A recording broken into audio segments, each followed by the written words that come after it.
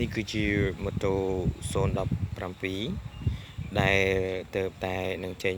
នៅដើមឆ្នាំនឹងចុ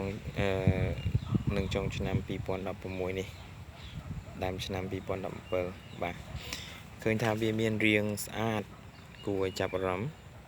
បើយើងប្រៀបធៀបជាមួយនឹងម៉ូតូប្រភេទផ្សេងវិញ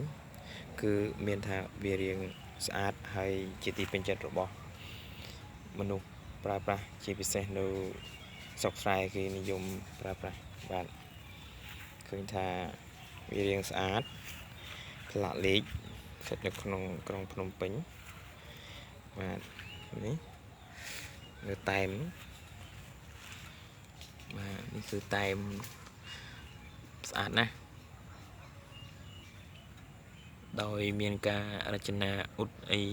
រាងស្អាតថ្មីស្រឡាងតែម្ដងតម្លៃត្រឹមតែ1800ជាងអីប៉ុណ្ណឹងបាទឡើងដល់1900អីហ្នឹង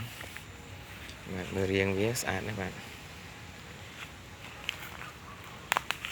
យើងអាចមើលរាងពីឆ្ងាយទៅបានដែរបាទរាងវាស្អាតតែម្ដងចំពោះការប្រើប្រាស់គឺធន់ធានាសុវត្ថិភាពដោយអ្នកជិះគឺពាក់មួកសុវត្ថិភាពដែរបានវាសុវត្ថិភាពបាទបើសិនតអ្នកជិះមិនពាក់មួកសុវត្ថិភាពទេគឺវាអត់សុវត្ថិភាពដែរបាទហើយអ្នកជិះចេះថែរក្សាវាទើបវាស្អាតសង្ហាបែបនេះបាទមើលនេះកញ្ចក់មុខអូខេ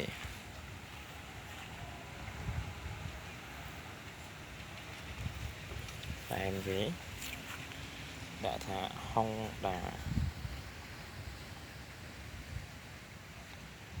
NCX ចាក់វាភ្លឺច្បាស់ស្អាត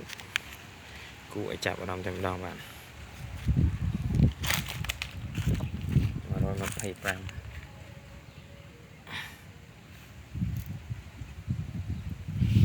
ាងស្អាតតែម្ដងយើងមើលរាងខាងនេះវិញមើលរាងអូននេះគួរឲ្យស្នេហ៍ទេរៀងអូនណែគូឲ្យស្នេហ៍ទេបាទរៀងស្អាតណាស់គួរជាទីចាប់អារម្មណ៍របស់មនុស្សគ្រប់គ្នា